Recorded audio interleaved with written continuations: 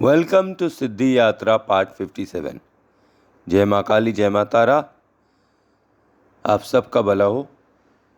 आज वेंसडे है और सुबह के 9:15 बज रहे।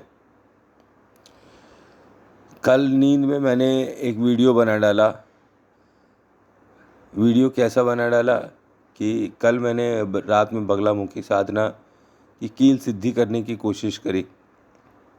एक कील 108 मंत्रों का जाप, 45 मिनट टाइम। अब तो मैं होश में हूँ। और गैस करिए, रात में आदमी पूजा कर रहा हो और पूजा का सामान ले आकर देने वाला आदमी सुबह आपसे क्या पूछता है, भैया अंडा भुर्जी खाएंगे, बहुत अच्छी अंडा भुर्जी बनाई है। बगलामुखी की यह साधना मैंने सारे प्रेतों का वध करने के लिए और दुष्ट आत्माओं की ऐसी की तैसी करने के लिए स्टार्ट करी है। और पहले दिन का अनुभव ऐसा ज़बरदस्त है कि पूरी बॉडी हिल रही है, पूरी बॉडी टूट रही है, आंखें अंदर से फट रही हैं और शायद मेरा शरीर उतना ताकतवर नहीं रह गया जैसे पहले था। कल ही मुझे पता चला कि मेरी पत्नी है जो रेकी करती हैं, उन्होंने एक नहीं बहुत लोगों की रेकी करी है और किसी का भी नाम उनको याद नहीं है। पैसा लेने के पश्चात वो भूल गई। अंत में जब मैंने पूछा कि वहाँ जा रही हो, अपने घर जा रही हैं वो, तो वहाँ किसकी किसकी रेकी करी थी?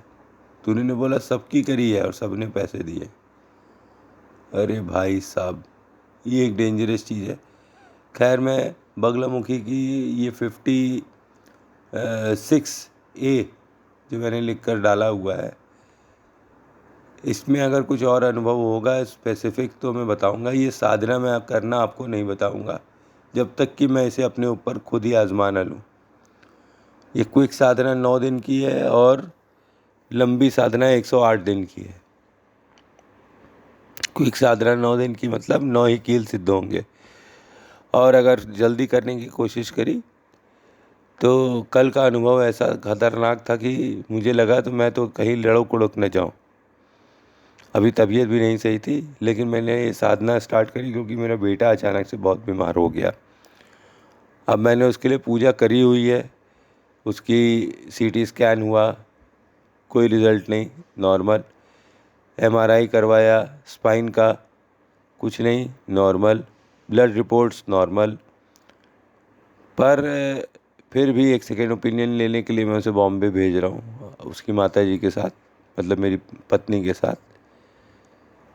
और कुछ एक चीज़ बताई मैंने उन्हें कि ये चीज़ें ना करना। अब देखो ये लोग कितना करते हैं, कितना फॉलो करते हैं, कितना नहीं करते हैं। उसकी भी तबीयत बहुत ख़राब हो गई थी। अब तबीयत तो ख़राब है, उसकी सब रिपोर्ट्स नॉर्मल आ रही हैं। तबीयत क्यों ख़राब है मुझे पता है, और उसी को सही करने के लिए मैंने बगलामुखी साधना स्टार्ट करी थी। और बगलामुखी में भी मैं कीलें सिद्ध कर रहा हूँ, कील सिद्धि कर रहा हूँ मैं बगलामुखी साधना की। तो कल जब मैंने किया तो ऐसे तो मैं घंटों बैठ सकता हूँ, 3-3 घंटे जाप करता हूँ। कल वो 45 मिनट कटते नहीं कट रहे थे। 2 घंटे पूजा हुई और शरीर की, गले की, आँखों की, सब की ऐसी की तैसी हो गई। तो मैं ये आपको रिकमेंड करूँगा कि बगलामुखी साधना एक प्रचंड साधना है। इसको सोच समझ के करिए, क्योंकि ये आपसे संभलेगी नहीं। और अगर संभल गई तो बहुत अच्छी बात है। मैं जब तक खुद के ऊपर एक्सपेरिमेंट नहीं कर लेता हूँ तब तक कोई साधना किसी को पूर्ण रूप से बताता नहीं हूँ करो। तो अभी बगलामुखी साधना का तो अनुभव ये है कि मैं ये नहीं कहूँगा कि आप करो, क्योंकि मैं जितना झेल लिया पता नहीं आप कितना झेलेंगे। मेरी नाक से अभी तक धुआं निकल रहा है। मैं 4 बजे पूजा ख़त्म करने के बाद 5 बजे तक सो के कंप्लीट कर दिया था।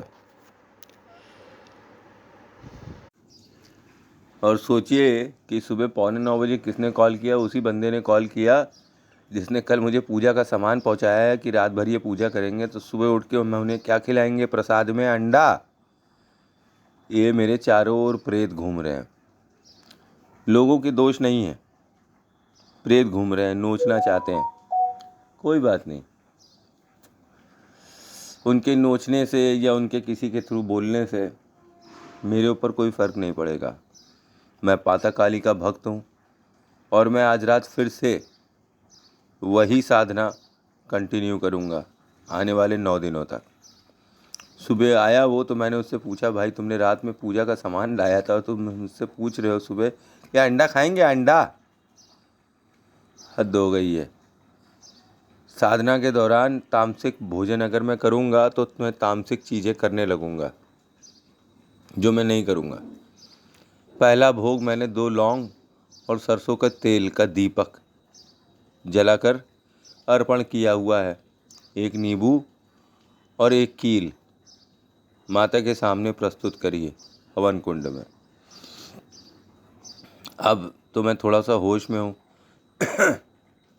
मेरा राइट हैंड पूरा झनझना रहा है और सर ऐसे लग रहा है जैसे कि किसी ने दीवार में दे मारा है। रात का अनुभव ये था कि जैसे पूजा समाप्त करके मैं अपने दूसरे कमरे में पहुंचा हुआ हूँ, तो दरवाज़ा अपने आप भाड़ भाड़ भाड़ भाड़ कर कर कोई खटखटाने लगा। मैं अंदर वापस पहुंचा, माता काली के आह्वान किया और माता बगलामुखी का भी ध्यान किया और बोला, माँ मुझसे कोई गलती हो गई है तो मुझे माफ़ कर देना।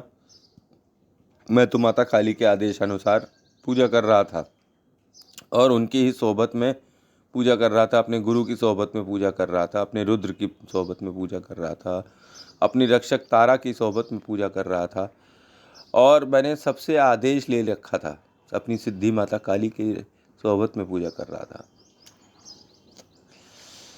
कल ऐसा लगा पहली बार पूजा करते हुए कि जैसे शरीर पे मच्छर चिपक जाते थे, वैसे कुछ भारी भारी भारी भारी चीज़ें मेरे ऊपर चिपकते चली जा रही हैं।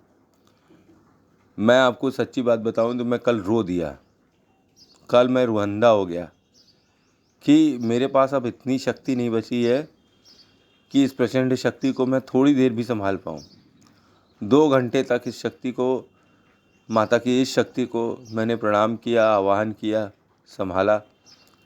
लेकिन कल इतनी भूलें हो रही थी मुझसे, इतनी भूल हो गई मुझसे, जैसे कि पीछे की जो खिड़की है जिससे सारी धूमी का धुआं निकल जाता है कालीबाड़ी की साइड, तो वो मैंने नहीं खोला। अब एक बार अगर बैठ गया हूँ तो फिर से मैं उठ नहीं सकता हूँ, क्योंकि एक बार आसन पे अगर आपने पूजा स्टार्ट कर दी है तो आपको हटना नहीं है, जैसा कि मैंने बताया था। और जाप कंटिन्यू करना है। जाप जब तक ख़त्म ना हो जाए, माला ख़त्म ना हो जाए, आप उठिए मत। और उठने के कम से कम आधा घंटे तक आप पानी नहीं पी सकते हैं। कमरे में इतना धुआं हो गया था कि सांस लेना मुश्किल हो गया। पूरी बॉडी वाइब्रेट कर रही थी। मैं अपने कल होश में नहीं था, पर रियल टाइम एक्सपीरियंस